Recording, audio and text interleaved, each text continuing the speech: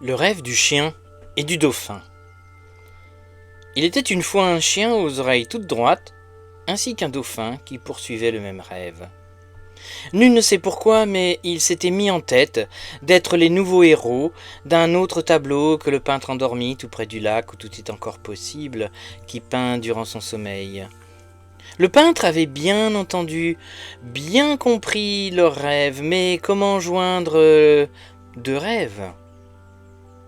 C'est alors que le colibri arriva dans ce nouveau conte, cette nouvelle légende, cette nouvelle histoire.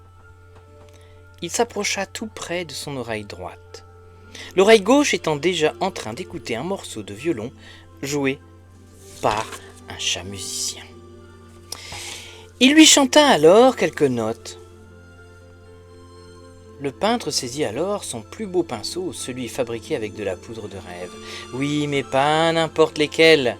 Ceux d'hier, d'aujourd'hui, de demain, ainsi que ceux qui restent encore à faire.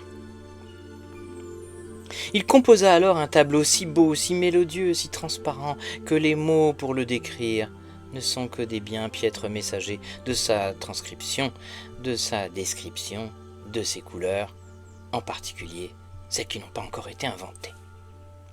Il était une fois, il sera une fois, etc., peu importe. Toujours est-il que le chien et le dauphin attendaient.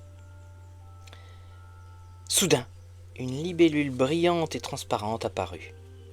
Elle lui donna la clé. Oui, mais pas n'importe laquelle. La clé de sol, la clé de fa.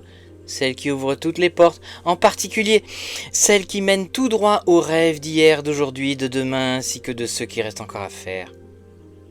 Le chien et le dauphin ont le même rêve, lui dit-elle. Le peintre se rendormit alors.